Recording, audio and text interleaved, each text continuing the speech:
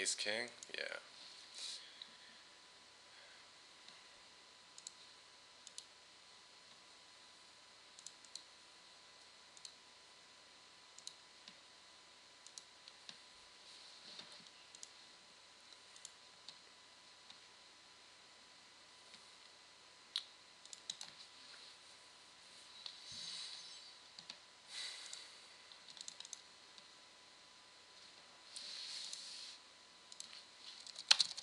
Almost got him off it. Banked to the last second. Unless he was slow rolling.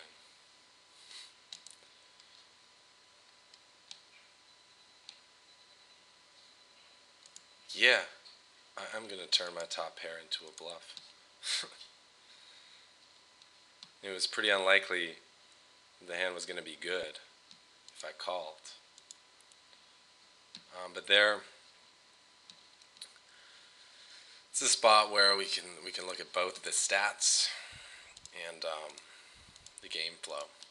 It did seem like he was 3-betting us a bit more often. There were a couple of hands on back-to-back tables that he 3-bet us, so I felt like, man, this guy's starting to 3-bet a lot.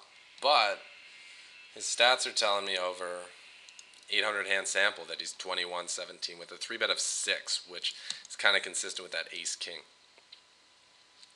So against that, I don't know if we really need to call the 3-bet with the ace-jack. If it's offsuit, definitely not. Suited, it's questionable whether or not you need to play it or not against that tight range. But I think we could still have just gone fine, folding to 3-bets. Just folding with those hands, because even though, he 3-bet us a couple times on back-to-back tables, we're like, man, this guy's starting to get out of line. Truth of the matter is, he probably just picked up a couple of hands. It's still only 2 times in the last 10 minutes. It's not like he's 3-bet us 20 times in the last 15 minutes. That would be a little different.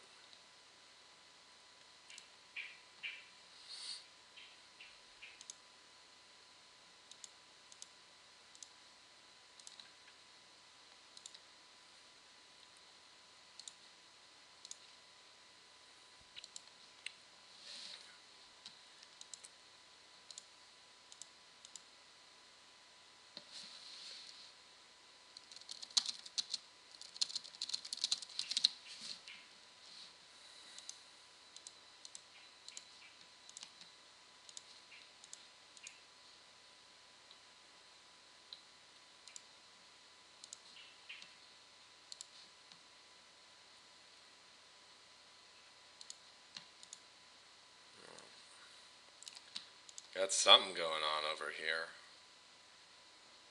Actually, against his overall range, it's on the button and it could be kind of weak. I think checking's better than betting here.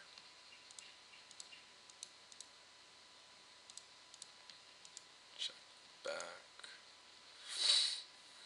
Will he turn his hands into bluffs? Probably not. He's probably going to fold if I bet that. I mean, it's probably going to be hard to get value no matter what I do here. But I think betting has a better chance of extracting value than checking does, so we'll go with that.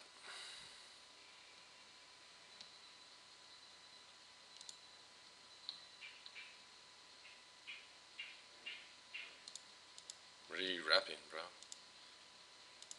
Full house? Don't have queen 10. Full house or air? Full house.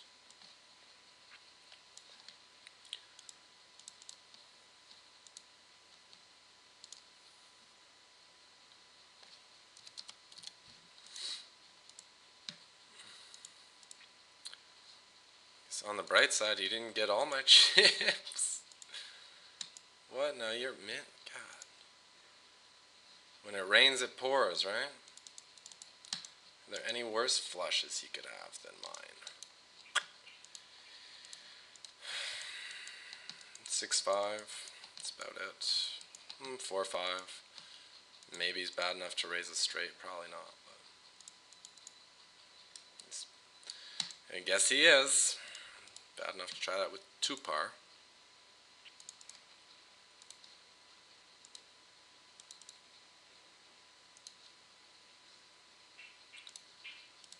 And now it's our turn to have top set.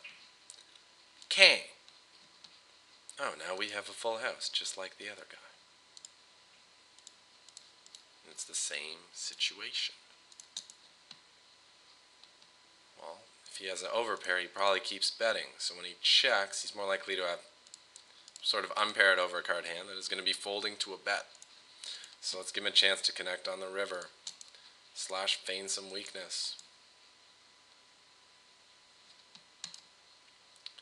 Checks. Bet small? No. If we were bluffing, we'd probably bet a little bigger. So we'll bet the amount that we would bet if we were bluffing.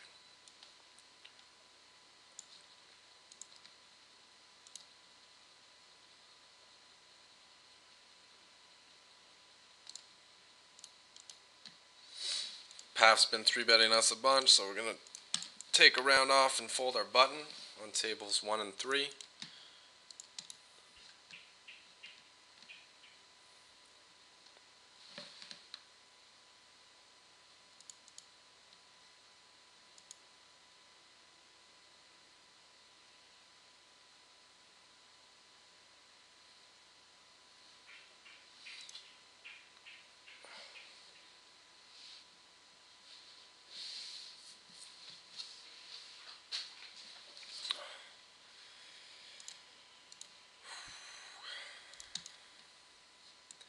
Now I'm in one of those spots where I'm starting to feel a wee bit tired. You know, the session's been a little over an hour, so I'm thinking, you know, maybe I should quit.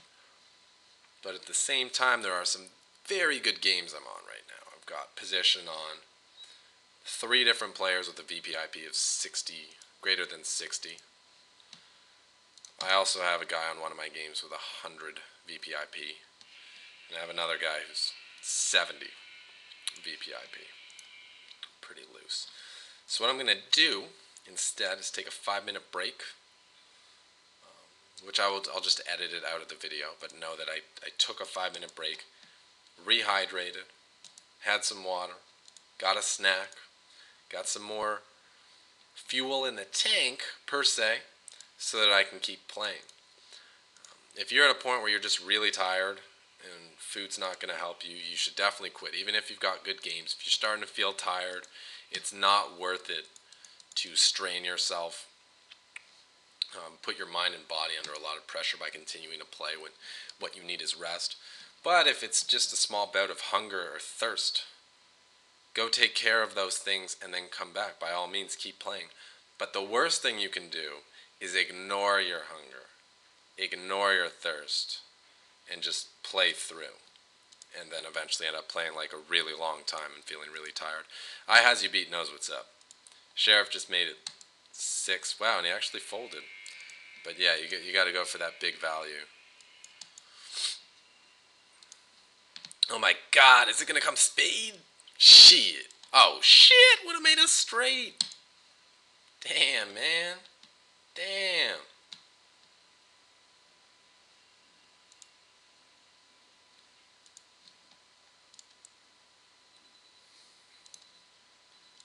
Just uncheck the auto post. Still going to play the orbit before I take my break. No sense in posting blinds and not getting value for them.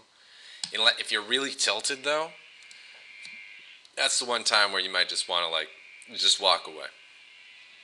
You don't need to wait for the blind to come around. If you're so tilted that you know you're going to spew more money if you see another hand, it's okay.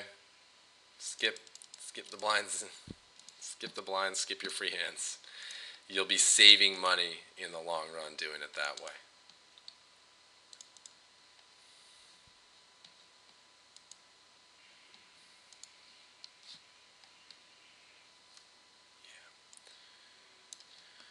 We know, Sheriff, you ain't folding, but I think against 100% VPIP, King 3 suited does fine. Ace Queen blind versus blind against Feb. I'm just going to check call. I don't know if I'm ahead of his range for calling a bet. I don't want to give him the opportunity to raise my C-bet, but I'm almost definitely ahead of his range for betting when check 2 here. And then we can just try to take it to showdown. Can I have clubs? Would he buy it if I had clubs?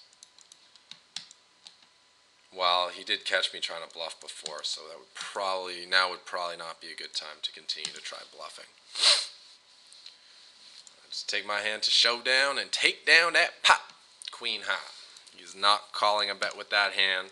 We extracted value from it by checking and allowing him to bet with it.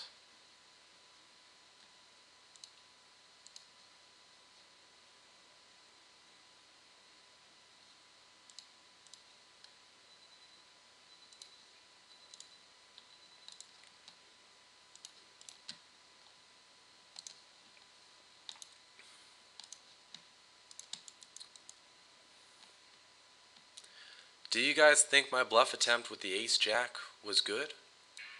Decent? Great? Terrible? Make your votes in the comments. If you guys think, I can take honesty. If you guys think it was terrible, let me know. Maybe it was a case of BPS, big pot syndrome. When you see the pot get big, you want to do whatever it takes to try to take it down, even if it doesn't necessarily mean making the best play in terms of positive expectation.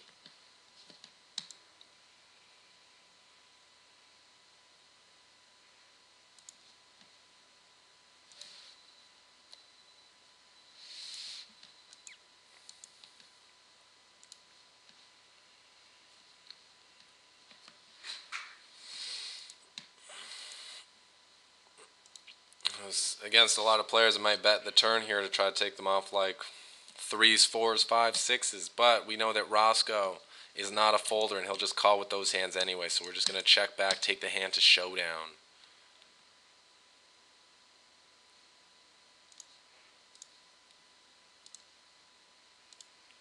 Is it good? Hell yeah. All right, be right back, ladies and gentlemen.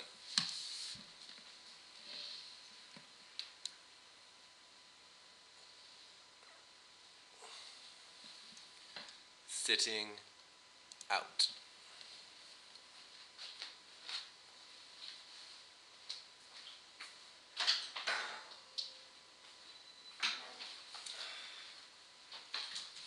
All right, and we're back.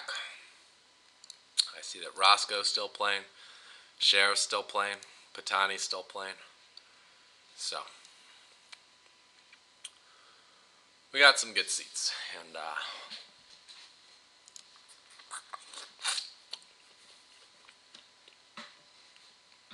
should be able to extract some value.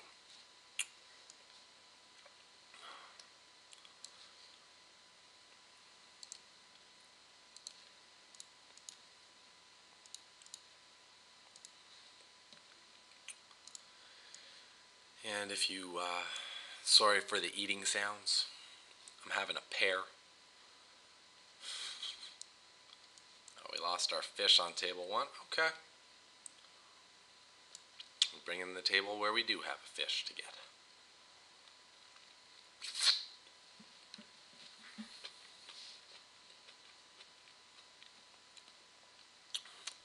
Fruits are a good, quick source of energy, so if you're planning to play for just a little bit longer, having some fruit is a great way to give you the energy to get through the session. But if you're planning to play for a really long time, fruits are not necessarily the best thing to have during the session because you will experience a spike, a sugar spike, which will give you short-term energy but not necessarily long-term energy. So when you start to feel that energy wane again, time to wrap things up.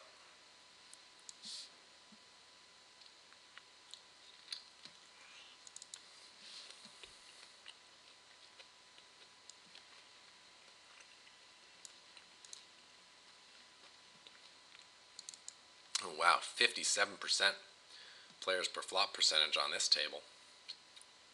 I'm going to guess Super VGG and available _X are the fish. And Festival, are you hopping out of the game now? You're just waiting for your blind. Smart man. Now no sense in leaving a great game if you've already got a seat.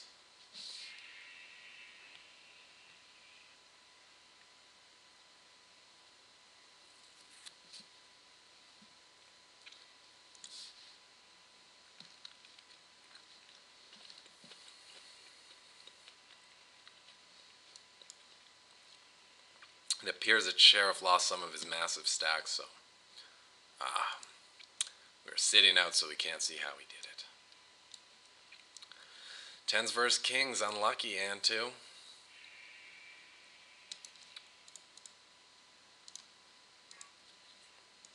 Now, crazy hand going down. Kings takes it all, busts 3 players in one hand. Nice pot. Isn't it nice when the big overpair actually holds?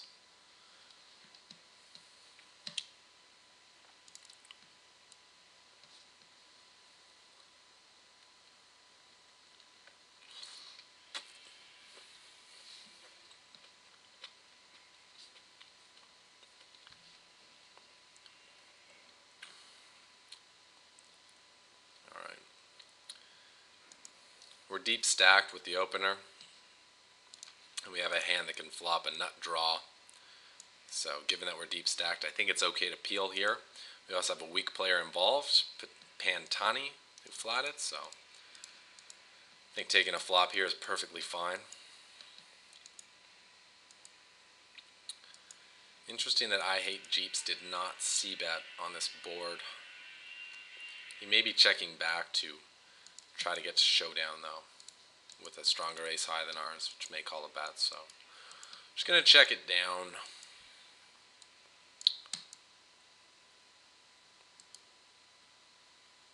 The ace high is good. Guess he didn't want to c-bet into 2 people, although with a hand with no equity on a board that is better for the pre-flop raises than the pre-flop callers, I think c-betting would have been a better play there. Even if we have a hand like 7s, 8s, 9s, 10s that'll call a bet, there are a lot of turn cards that could come that he could use to move us off our hand on a later street. Anyway, 2 aces on the button. Probably going to be raising. Can't imagine folding here. And he's going to 3-bet us. He's 3-betting really wide. I'm going to disguise my hand by just calling. If he was 3-betting pretty tight, I'd probably 4-bet, assuming that he has a lot of value hands in his range that are going to call the 4-bet and maybe even stack off. But at 200 big blinds deep against someone who's 3-betting pretty wide, he's usually just going to be folding to the 4-bet. And I want to keep his weak hands in. When he checks, I will bet the flop.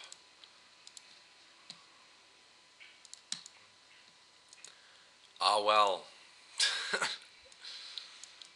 Can't stack them every time you got aces. Oh, open it, Bwin.Party, 3-bet from us. And try to isolate this loose player with a value hand.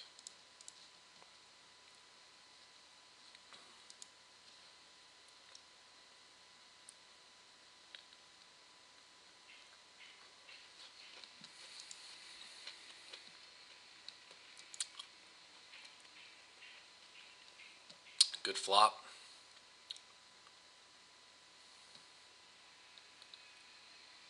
This guy have any aggression? He's always passive, so even if we check back, he's probably not going to bluff into us. So we'll just try to build the pot. I'm going to bet small so that he can call with hands that don't just contain a king. And I want to make sure that by the river we can get all in. So I'm going to go 2, 4, and then 12.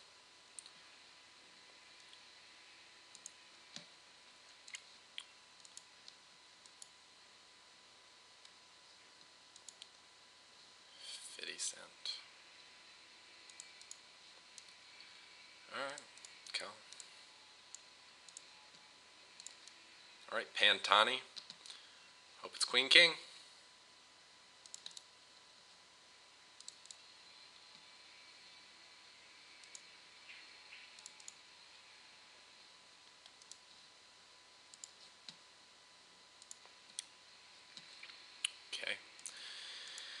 And for a full pot bet on the river, I am going to be folding my ace high.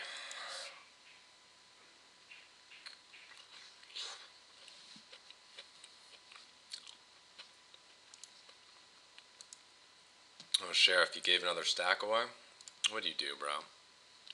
What did you do?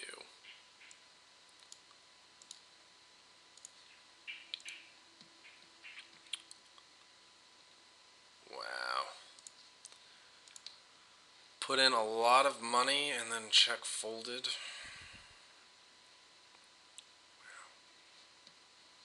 Well, looks like he's in full-fledged blast mode now. So hopefully we can pick up a hand and be the person who gets the last of his 50 bucks. He owes us one. Sucking out on our kings with that queen 4 suited earlier.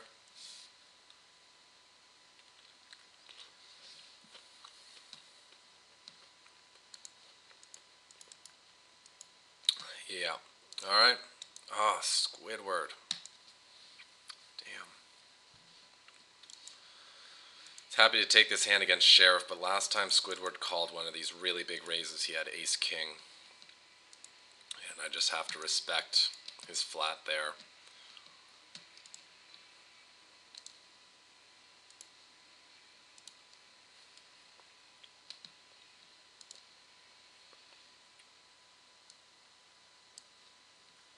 Please win this pot, Sheriff. We need you in the game. Ace Jack on table 3. Not planning to fold for a bet, but I want to keep the size of the pot small. So, check call. Pantani surviving. Nice. Keeping our hopes alive. Okay. Two big bets from a passive player. We can fold ace high. Table 3.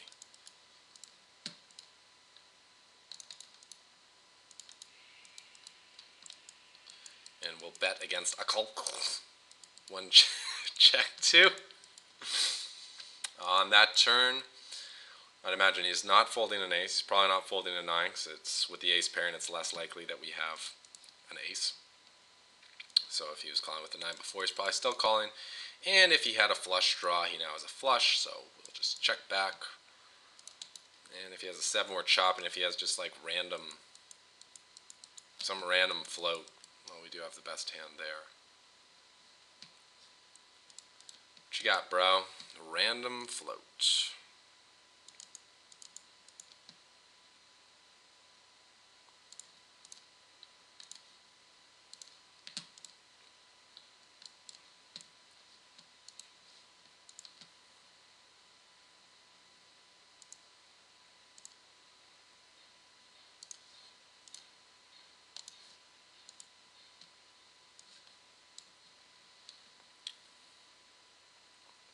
This pot, Berserk limped the button and Tractor isolated from the small blind. I decided that my hand had enough value to take a flop rather than needing to 3-bet it. And then when Tractor does not c-bet, I think I can bet there profitably. Berserk's going to miss more often than he's hit. So about 2/3 of the time that bet's going to work. And when Tractor checks on that board, I think he's folding like somewhere close to 100% of the time, so it seems like a good time to take my odds on a bluff. And we know that Roscoe likes to call down really wide, so gonna bet second kicker for value on the turn here, and probably just check it back on the river, take the free showdown. 9 wasn't the best card for us because 10-9 improved and King-Queen improved. But 9-8 also made a pair, which means he's more able to call with that. Alright, what you got, bro? Nothing. Good value extraction, Gripst.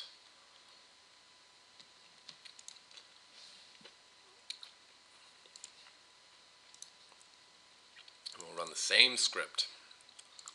Sheriff continues to give his chips away. As you guys can see, the 100 VPIP strategy is not a good long-run one for profit. These players will sometimes run hot at the start and build up a stack, but inevitably they find a way to give all the chips away.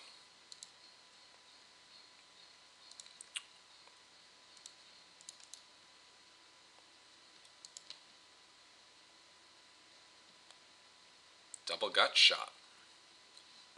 Okay.